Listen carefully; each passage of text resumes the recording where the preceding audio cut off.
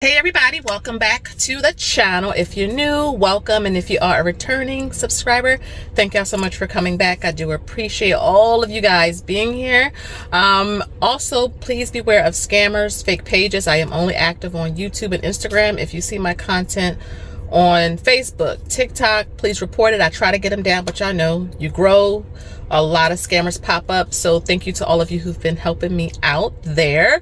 And thank you guys for getting me almost to 25,000 subscribers. We're almost there. So the more you like and watch, and if you share it, the more that we can get there together. So today I'm trying to do some bulk filming in the car.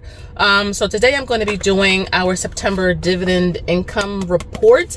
Now I did put up a community post on my YouTube channel. So that's how you're watching me, on my community post, sharing our taxable account update. So if you want to know like some returns for our accounts, all of that, you can check that out. But in a nutshell, the three accounts I'm going to share with you today has about $228,000 in them total.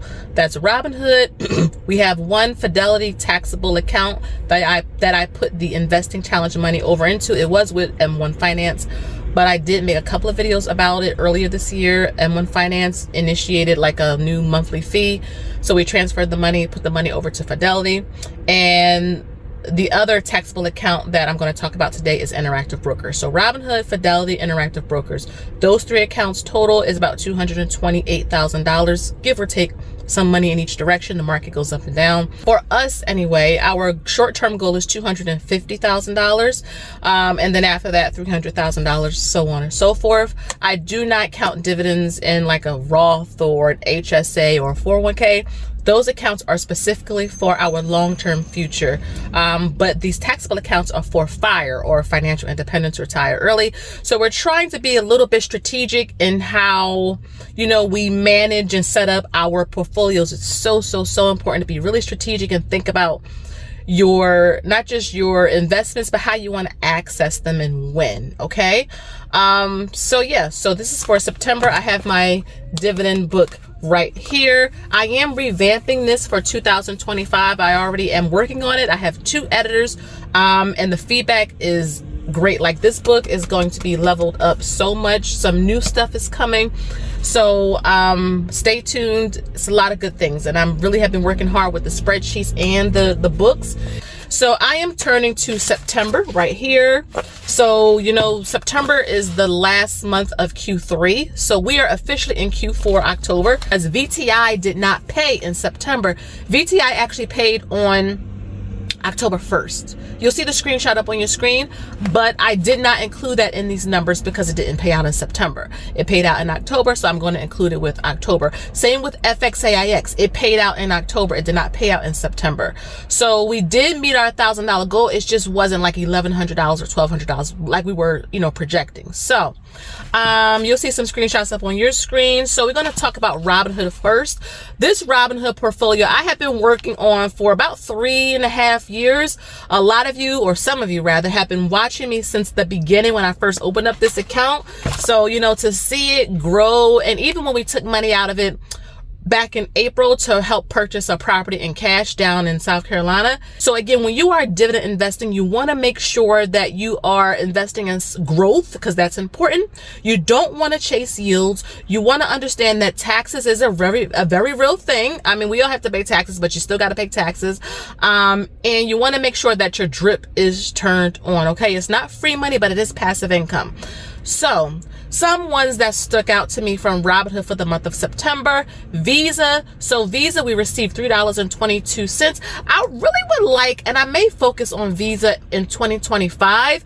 I really would like to get, our first goal is about 25 shares, and we're not nowhere near that. I think we're about 7.5 shares or so. So I really would like to work on Visa next year. I know they're having some issues now with the DOJ trying to, you know, take them to court or something, but I still like Visa long term. Another one that stuck out from the Robinhood portfolio is SPLG. I do have an SPLG update coming out.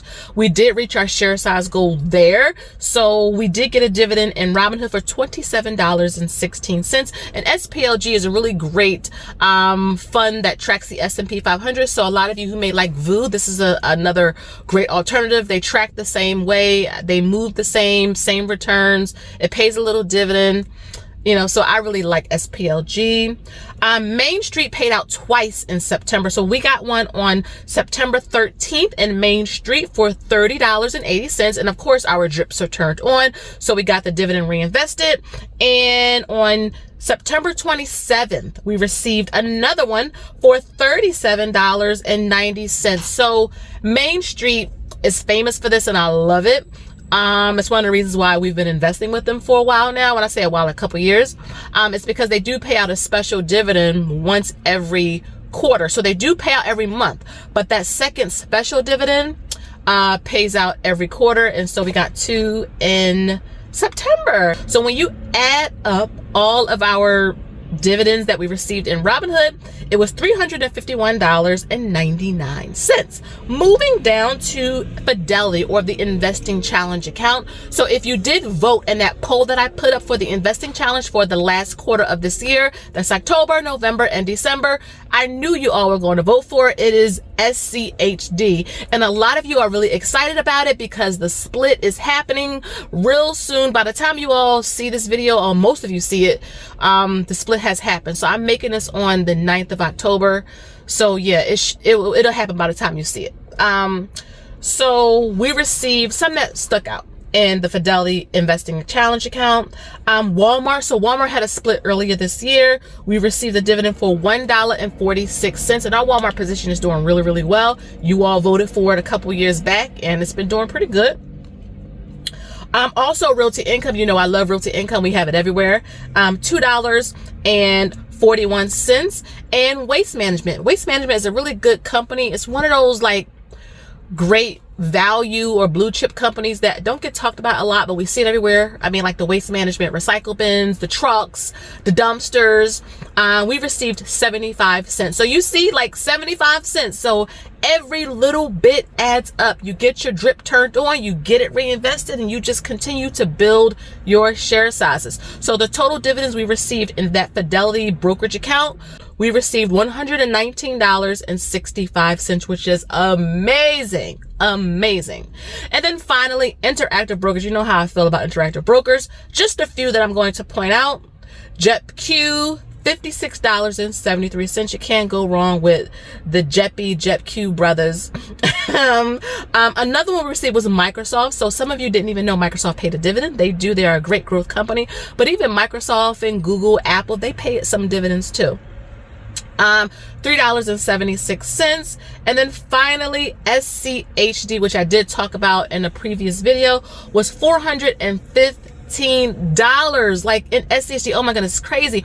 $415 in SCHD. So the total we received in Interactive Brokers was $657.96. So when you add up Robinhood and Fidelity, well, the Investing Challenge and Interactive Brokers, we received $1,129.60, and that is not counting VTI. It would have been much higher if we counted it. So it's just a testament to building up your share sizes. Yes, to get this much in dividends, it's a lot of capital required. It's for anything, right? But I think you guys see from watching me these past couple years, you build your share sizes up. You go from 1 to 10, from 10 to 25, 25 to 50, 50 to 75, 75 to 100. It's not done overnight. Rome was not built in a day. You got to be consistent. Remember, it is not so much the dollar amount, is being consistent. I can't stress that enough.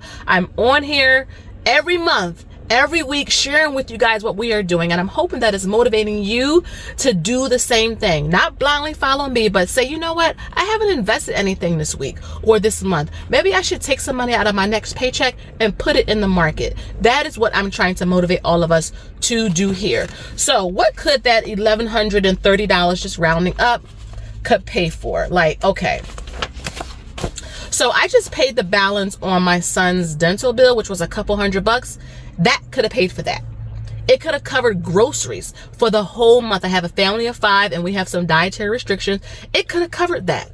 It could have covered our water bill. That dividend could have covered a car payment. Like my portfolio could cover a car payment. So it would never come out of my paycheck. So this is why I love investing and building our positions, because it does work. Our Robinhood is up over 16% year to date. This is a dividend portfolio. Our interactive brokers is up over 21% year to date. And the Fidelity investing challenge is also up over 11% year to date. So all of our accounts are up year to date, and it's just a testament to when you research and you find securities that you love, just buy and hold and keep building your share sizes. So let me know down below, guys, what your dividends were for the month of September. Were you happy with it? Are you looking forward to October? Let me know, because I love chatting with you all in the comments. Again, if you want your own books, I have trackers. Everything you see me use on my website, I did make, and I do have it up on my website if you would like to get it, mt1finance.com. But again, thank you guys so much, and until next time, you already know, I'll see you in the next one. Bye-bye.